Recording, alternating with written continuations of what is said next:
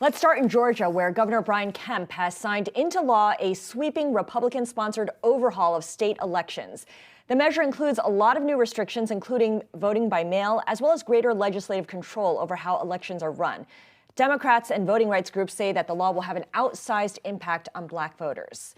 This legislation, part of a wave of GOP-backed election bills introduced across the country after former President Trump's false claims about fraud in the 2020 election. Bloomberg's Margaret Newkirk has been following this story, and she joins us now from Atlanta. Margaret, thanks for joining us today. Each side clearly has their own narrative about what sparked the changes and what they mean. For the right, it's all about restoring integrity following supposed voter fraud. For the left, it's voter suppression and nothing less. What do these new measures entail exactly? Well, the biggest one for voters is a new requirement for absentee voting, in which you would have to have a voter ID in the same way you would going to the polls. It would be an ID number, and there's about 200,000 people in the state that don't have driver's license or state IDs. They did add something where you could get one for free, but that's the biggest change for a voter, although there are some other changes that will make it more difficult. Like they are limiting the number and access to ballot drop boxes, which actually weren't allowed by law before this, but we used them in the 2020 election.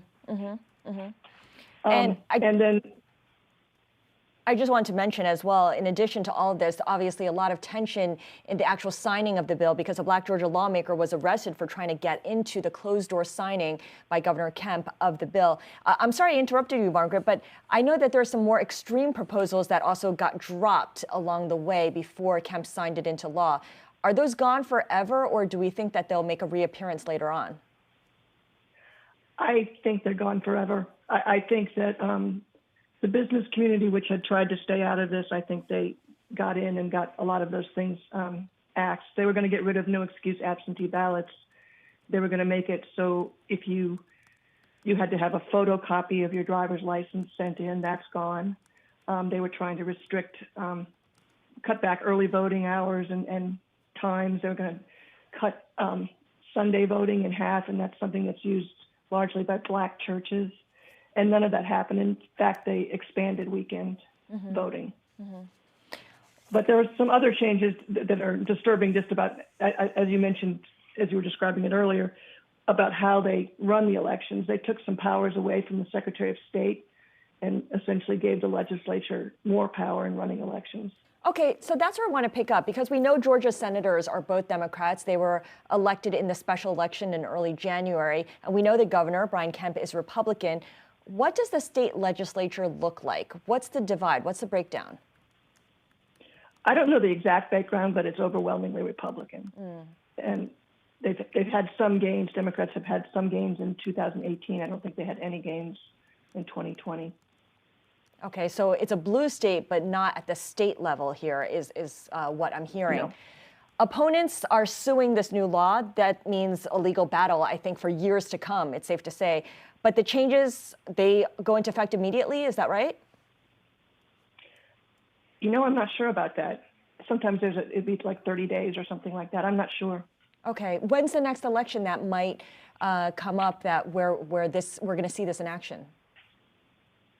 Well, the big one will be next year when one of our Democratic senators has to run again because he was filling an expired seat, and then the legislature is up again and Congress people are up again.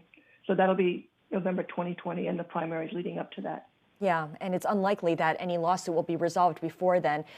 Clearly, this is part of a broader move, as we indicated, by Republican lawmakers across the country to really change U.S. voting laws overall, by state by state. How do Georgia's voting changes compare to other states' efforts?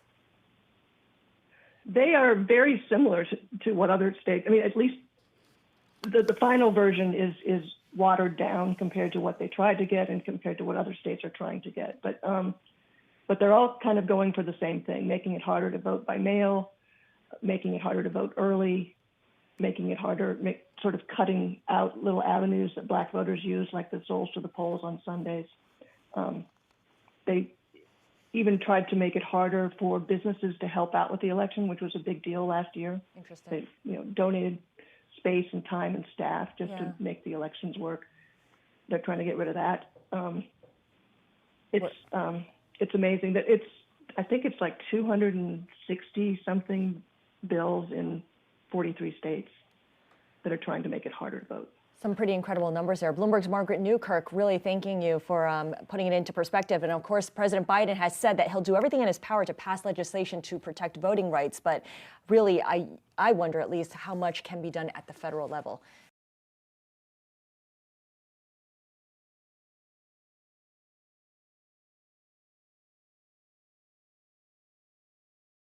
The biggest stories the moment they happen from around the globe. Subscribe to Bloomberg Quick Take now for insight in an instant.